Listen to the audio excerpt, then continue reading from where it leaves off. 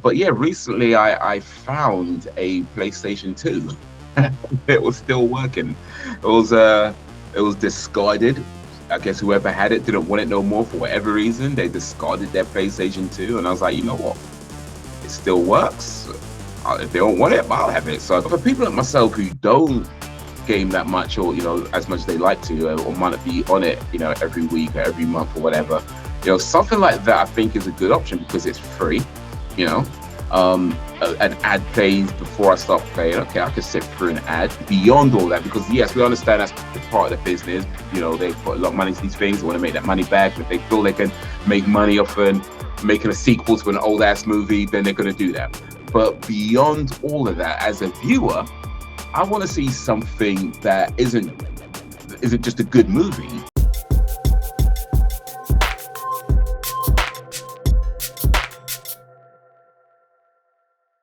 And here we go. We are back once again with another episode of the Uncivilized Arts podcast. I'm your host, Bumi Hazan, but I go by Bandit Hayes in the online space. And today I am on my own. Celeste will not be joining us this week. She's taking a little break, just taking care of some things, taking care of herself. And yeah, I think that's all I'd say on that.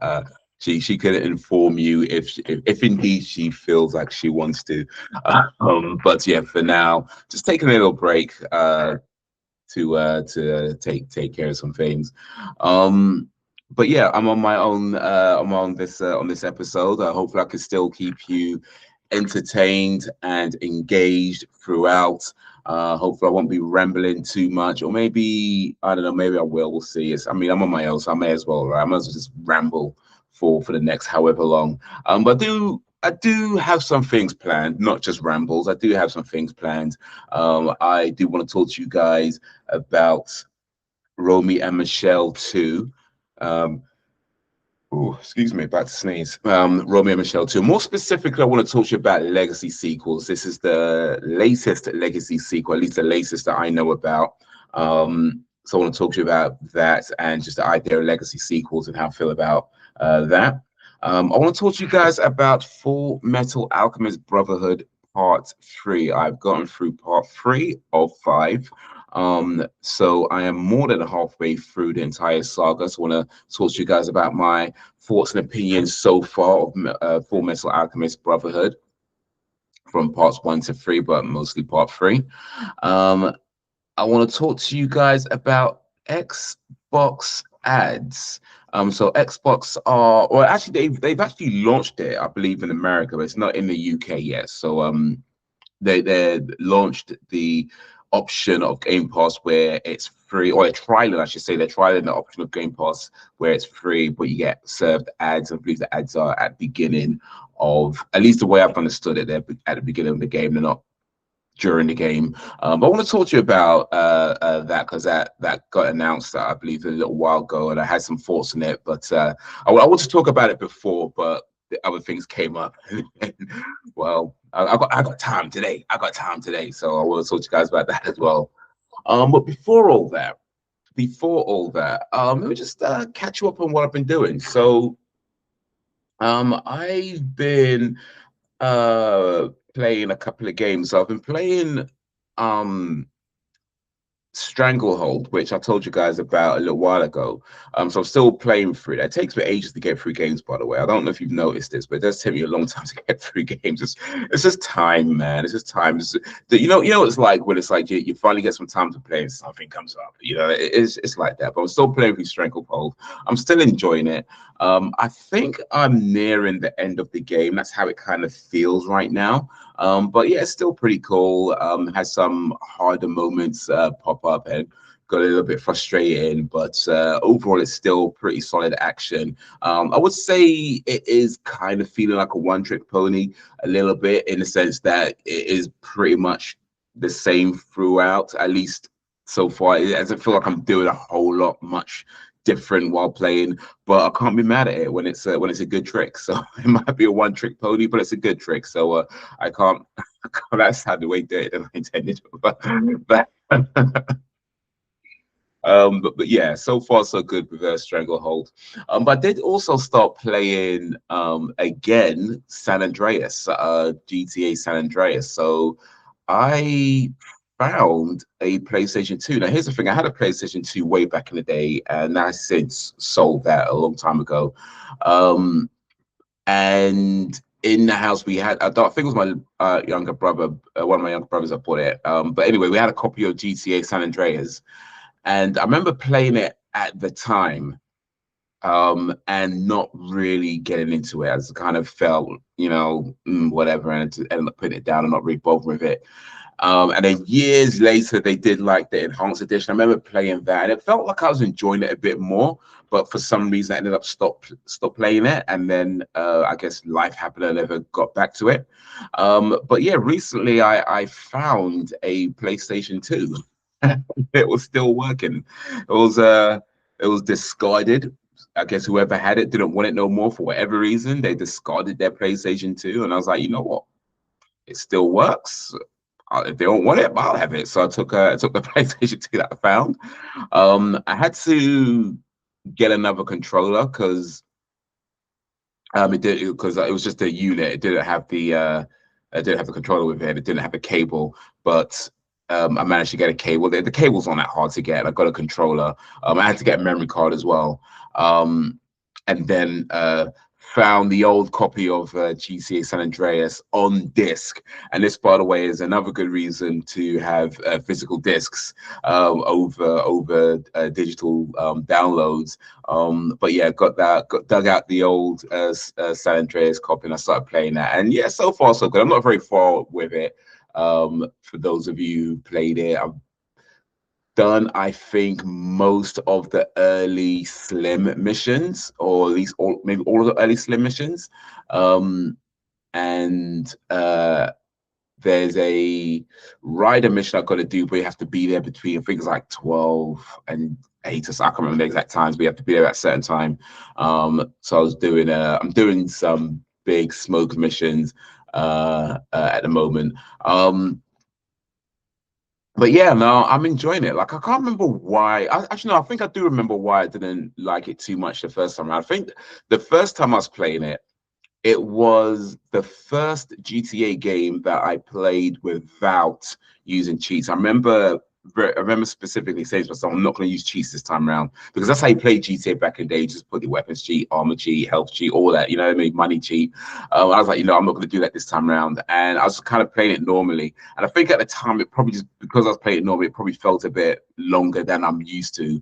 And then it had a whole bunch of things about like the weightlifting, and, got to eat your food, and you do all these, and it kind of felt a bit too much, like a lot going on, and it felt a bit slow. I guess now I'm in a different part of my life where I don't mind things moving a little bit slow. And the way training and all this stuff, I'm playing it so that, because there's no auto save on the PS2 version, I'm playing it so that, I'll do a mission and then I'll go to the gym and do some weights, and that kind of thing. So I'm not doing like extra stuff with the gym, but you got to do the gym stuff just to make sure you don't get too unhealthy and keep your stamina up and stuff like that, which is interesting mechanics in the game. But I think maybe the first time I was playing, I was probably trying to do too much of that at once, and then maybe get sidetracked, and then ending up not really enjoying it myself, especially if you're not using cheats, as things are taking a bit longer than they normally would.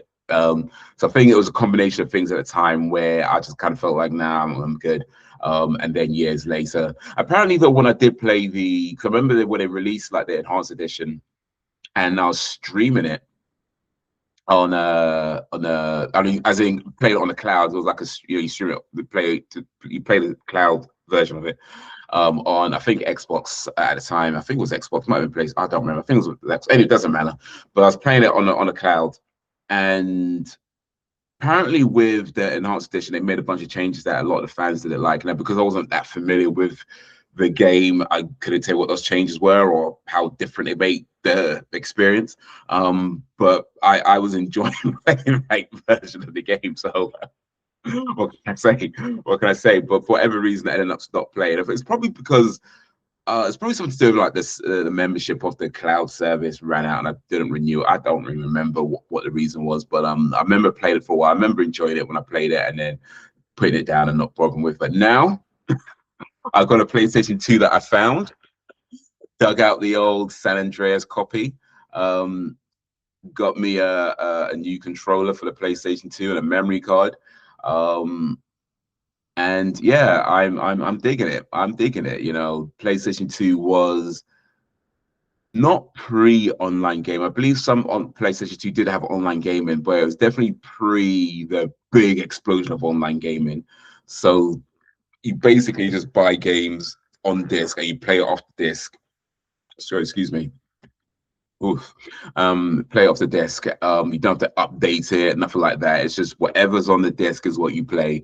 So the original GTA San Andreas, as it was originally made, originally released, that's what I have on the disc, and that's what I'm able to play 20 something years later on a working PlayStation 2 that I found. So yeah, that's what I've been doing. Oh, one of the things amongst the things I've been doing. Also, speaking of Stranglehold, actually, I rewatched Hard Boiled. So Hard Boiled, I think I said this the last time, is basically the movie that made me realize that I like movies more than most people like movies. But I haven't watched it now for ages, like years at least.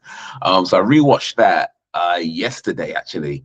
And it's still a trip, man. That film was such a trip. I mean, I will say that when I was watching it, I wasn't fully paying attention to it this time around, maybe mainly because I know the story, I know the movie, and I was kind of doing other stuff as well. And it's got the subtitles on, and you turn your head away, and you don't understand what they're saying.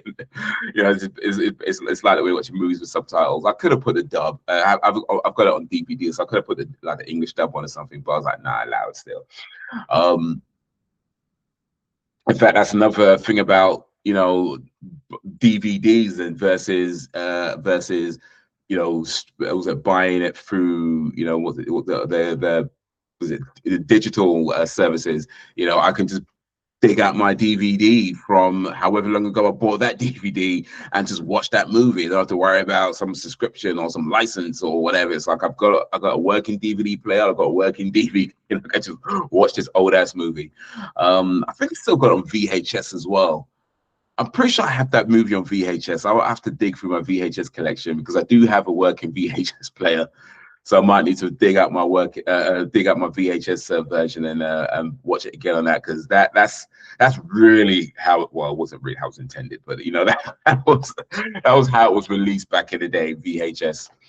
But yeah, that movie is a trip, man. That is such a trip watching that movie. Just the violence of it, the over the topness of it, and just the fact that it's such a serious action movie, right? But everything is so non-serious in them. Like watching it now, watching it in big 2026, I'm realizing that's what I'm seeing now. Because you watch it way back in the day, and it's like it's wicked cool. Whoa, you're just kind of into it. But watching it now in big 2026, I'm like, man, this is a comedy.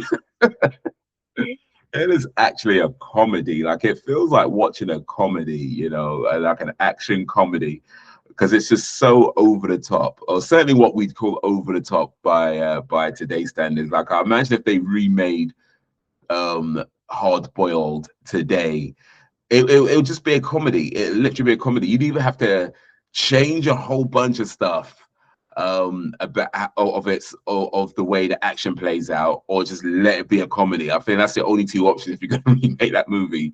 You either change a bunch of stuff, or it's a comedy.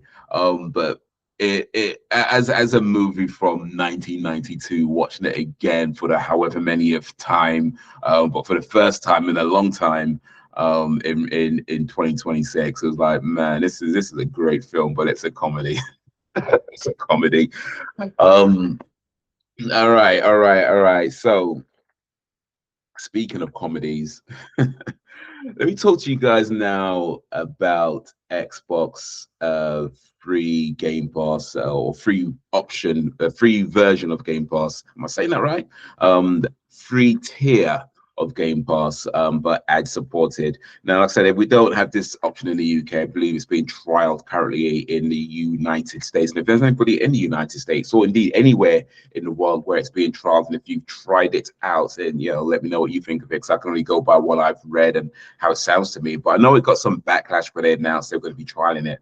A lot of people saying that's all I want is ads playing for my games, and they were pretty clear that ads are going to play before the games, not during the games. So for those who have trialed that out, let me know, do the ads play before the games? As I've read it, the ads actually just play before the games, not during the games. Let me know how it's working out. But to my mind, I ain't gonna lie, man, it doesn't sound like a bad idea to me. I mean, and especially they build it as, for people who maybe can't afford Game Pass, as a way of getting in. They'll serve you some ads before playing, and then you just play for, I think it's like an hour or two or something like that. But you play for a little while before it times out. And then, you start again at whenever the thing lets you start again. But yeah, it doesn't sound like a bad idea for both for people who don't have a lot of money, but also for people who don't have a lot of time, because I had Game Pass back in the day, and I think when I first had it, it was great, and I was using it a lot. But then over time, I started using it less and less and less. Life happens, and you're not gaming as much as I'd like to anyway. So something like that, I think, would be a good option for me, because the lowest option is £7 a month, and £7 a month, because the lowest next option, I should say, rather, is £7 a month, and £7 a month isn't expensive. Like, it's doable, but at the same time, it's more money than I want to be spending on something that I might not be using that much. I might not use it in a month at all. You know what I mean? I'm like, right now I'm playing, GTA San Andreas from 20 something years ago on a PlayStation 2 that I found. I'm not playing Xbox games at that moment.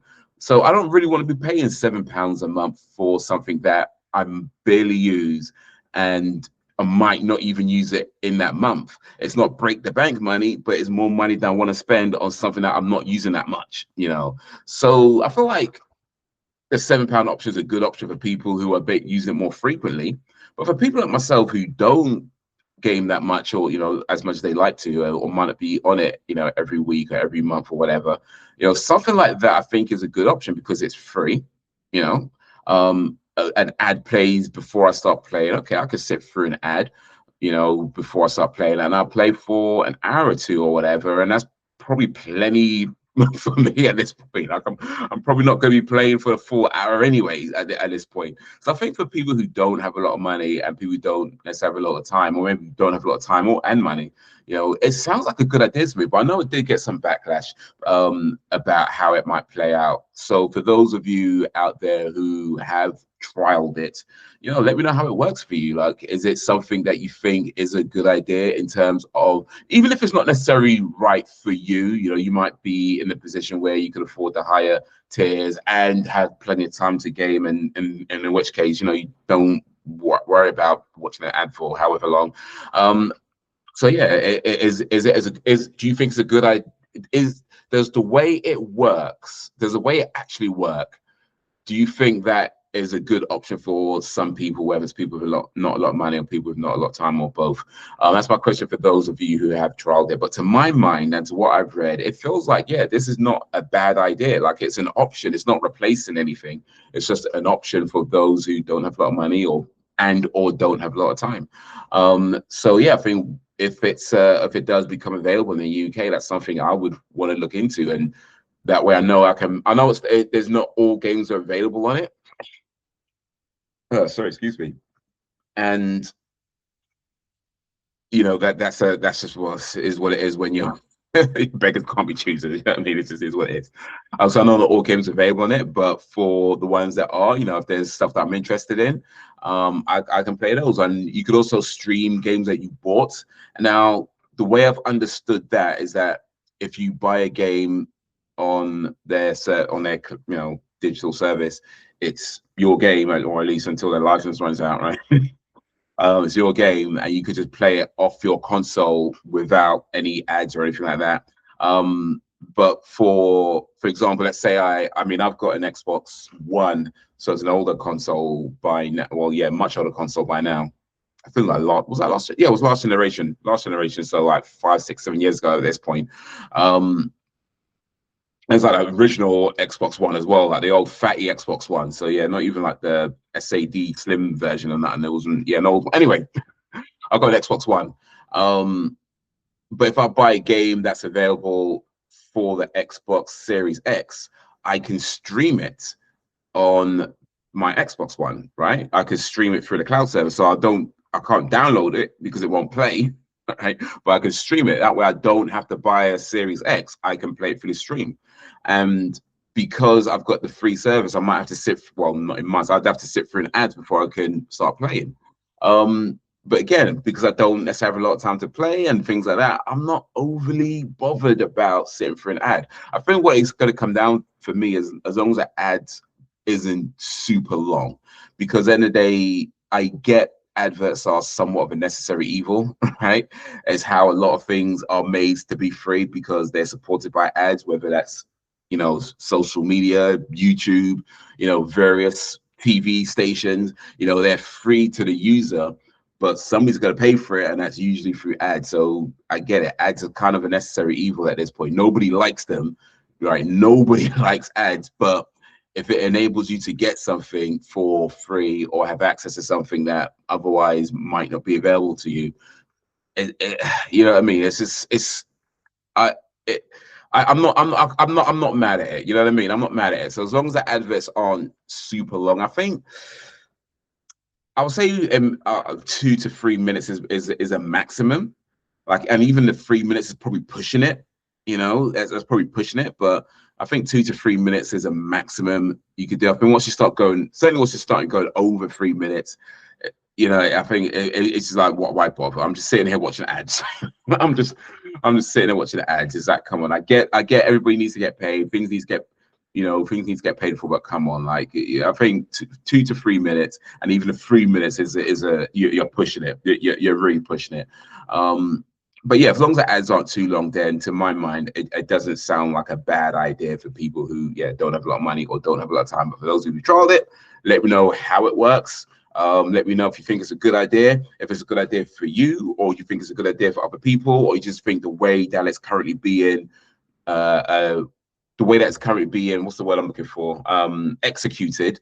Do you feel like that way it's just not a good idea for anybody? So yeah, let me know if you have trialed it.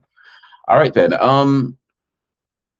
Now I want to talk to you guys about Fullmetal Alchemist Brotherhood Part 3, because yes, I have now watched up to Part 3. I've got 4 and 5 to go.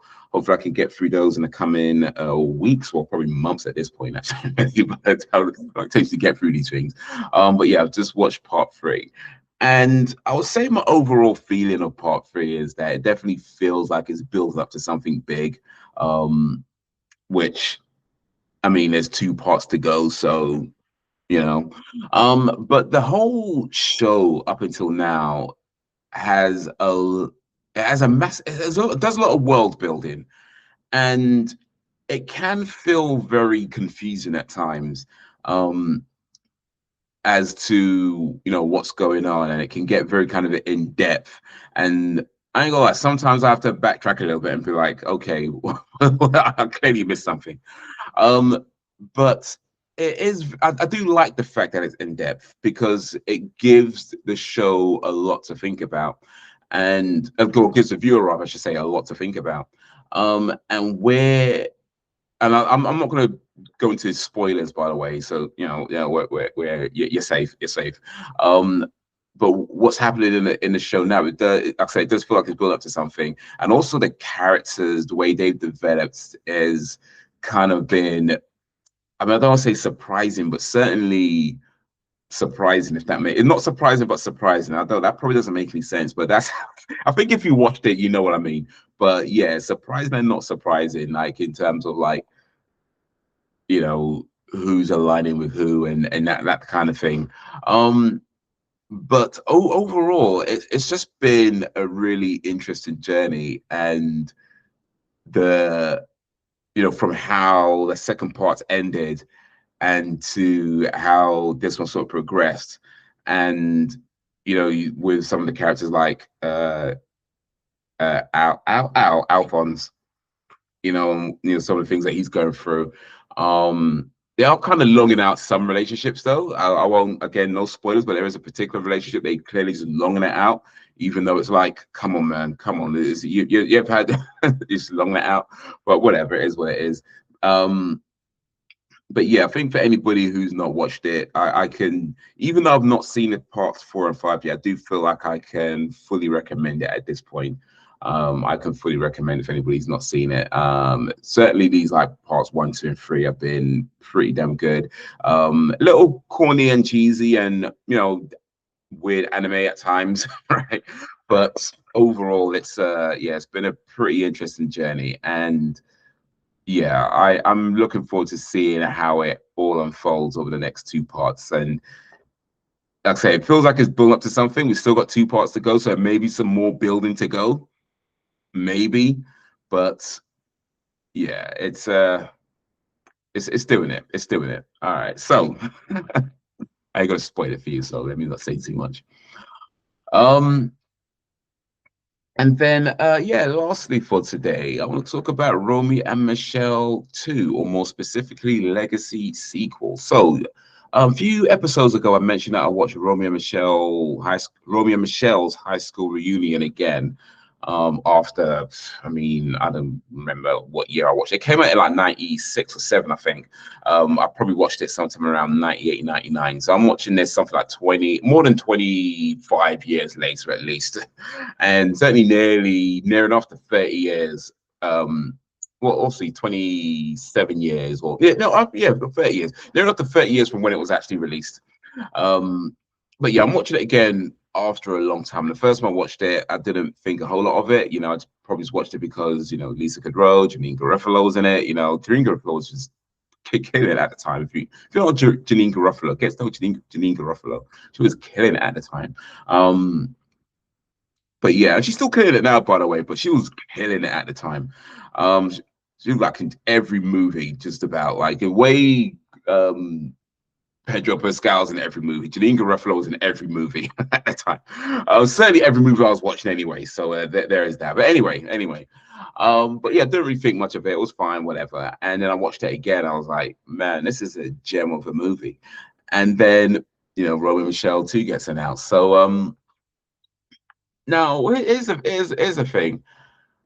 I'm pretty skeptical when it comes to legacy sequels. And by legacy sequels, I'm talking about sequels that come significantly a significant time after the first movie. So what, 30 years by the time or near enough to 30 years by the time Romy and Michele 2 comes out, between the first one and the second movie.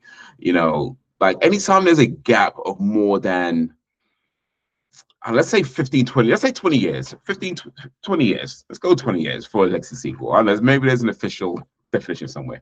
But yeah, let's say 20 years. Anytime there's a sequel that's more than 20 years after the original movie, I'm always a bit skeptical, because the thing is it's not whether it's a good movie or not. I feel like when a significant amount of time has passed, it can't be just a good movie anymore.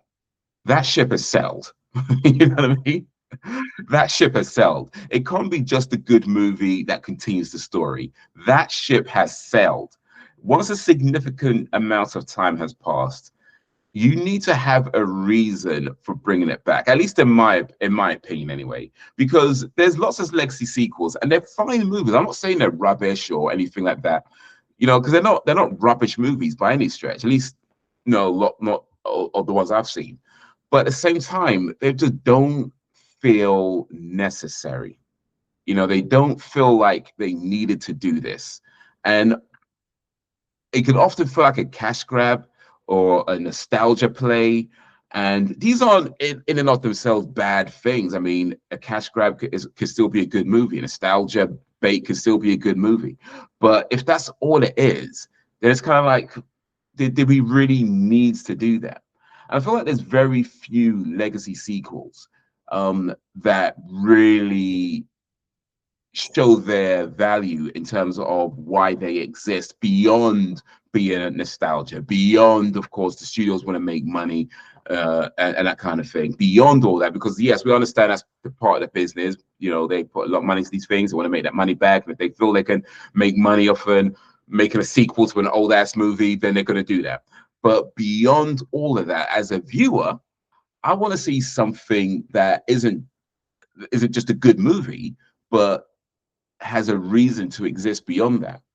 And the only film that comes to mind, I'm not going to say it's the only legacy sequel that does this. I'm not going to say that because I don't know that for fact. I've not seen every legacy sequel, right? But the only one that comes to my mind is Blade Runner 2049. That's the only one that comes to my mind as a legacy sequel that went beyond just being, you know, nostalgia grab or the cash grab or whatever, and had a reason to exist beyond that, beyond just being a good movie, beyond just continuing the story. It had its own kind of philosophies and you know, moral dilemmas that it brought up. And for me, that's. I'm not saying every movie every legacy sequel has to be some super deep. It doesn't. I don't mean that, but just. I feel like there needs to be a reason beyond just making a sequel or beyond just making another good movie. And it's kind of the same way I feel about, you know, certain sequels, even if they're not legacy sequels, like, for example, the Toy Story movies. You know, I watched Toy Story 1, Toy Story 2, Toy Story 3, and they were such great movies and such an amazing way of ending those three movies that till this day, I've still not watched Toy Story 4. And I have no doubt that it's a good movie. And Toy Story 5's come out just a little while ago now or whatever. And I don't doubt they're good movies. I'm sure they're great movies. They're probably amazing movies. But I just haven't seen anything about them that suggests they could that there's a reason that they exist beyond just being a good movie. I'm not saying there isn't. I've not seen them. I just haven't seen anything that suggests that. And the biggest thing for me with those movies, in particular Toy Story, is that no matter how good part 4 and part 5 are, the moment I watch them, the moment I watch part 4 even, I should say, part 3's ending goes away. You know, that's the biggest thing. No matter how great those movies are, part 3's ending goes away. And so, yeah, you can't be just another good movie or another great movie. I'm sure they are fantastic films. I don't doubt that. I don't doubt that. They're knocking it out of the park. I don't doubt these are good movies. But can they go beyond that and have a reason to exist, especially that takes the ending away? You know, that's where I'm like, I don't know if I could. I'm not gonna say I never will watch them, but it's difficult to bring myself to watch them. But yeah, so when it comes to legacy sequels, that's how I feel about it. It doesn't exist to be just another cash grab, just another nostalgia bait, just another good movie, just another great movie even. That's all it is. And that's fine. I might watch. I mean, I probably don't feel as strongly with legacy sequels as I do with the Toy Story one. I think I feel a bit stronger about that one. Never say never, but I think I feel a bit strong about that one. And I've seen plenty of legacy sequels, and like I say, there are lots of them are fine, good, even great movies, but they also didn't feel like there was a point for this to exist as a sequel to this film. So many years later, they could have renamed it, you know, changed all the characters and made a great movie in its own right, but they went with a sequel, and that it's just that why? You know, it's a good movie, but why? So yeah, Romy and Michele. Hopefully, I'll get to see that. I think I believe it's going straight to Disney Plus. I may be wrong on that, but I believe it's going straight to Disney Plus. I mean, I liked Romy and Michele, the high school reunion. Like I said, it was a gem of a movie.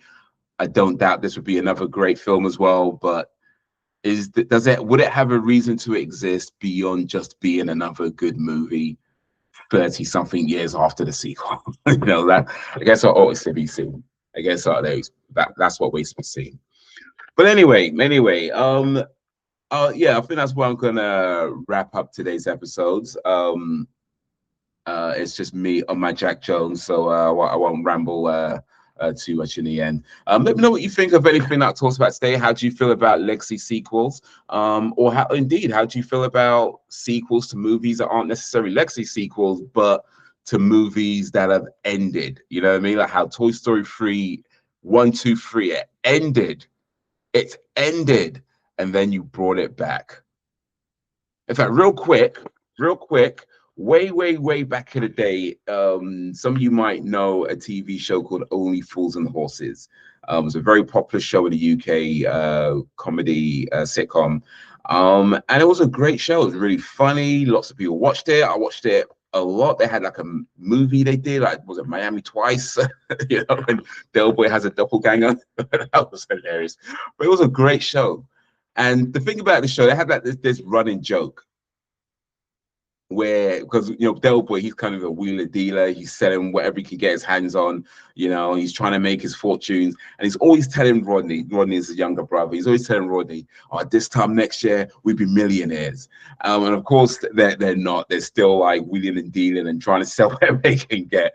And that's the show, and that was the comedy, and it brought many laughs for many years. And then when it ended, I mean, use that word very lightly because some of you already know what I'm about to say. When it ended, and they had the story about them finding this antique clock, this antique watch, that ended up being worth millions, and then they sold it for millions, and they made their fortune, and they're having this ending where they spend where Del Boy and Rodney, they're talking, and because he spent so many years wheeling and dealing trying to make his money, and it's like, now we're here, like, what do you do? And then he's like, oh, we can do this, and I can't remember the exact words they use about we can get into this and start selling this and do this, and then he says to Rodney, this time next year we'll be billionaires. And it was the perfect ending as they walked off into the sunset. It was just the perfect ending. And then they brought it back. Like a year or two later, they did like a Christmas special and this special. They kept bringing it back and back and back. And it was fine. They were funny, but it's like, why? It was such. So anyway, let me know how you feel about shows that come back after, or movies or shows rather that come back after they've ended. Let me know how you feel about legacy sequels 20 something years later after the original movie, 20 plus years later. Let me know what you think about Xbox doing their free service, and certainly if you trialed it, let me know how it works, or does it work, and that kind of thing. Brotherhood, if you let me know about that, how you feel about Brotherhood. No spoilers for part 4 or 5 because I've not seen part 4 or 5 yet, so if you have, and yeah, let me know what you think about anything I've talked today. But yeah, that's going to be all for this episode of the Uncivilized Arts Podcast. Thank you for watching and or listening, and until whenever, if ever, peace.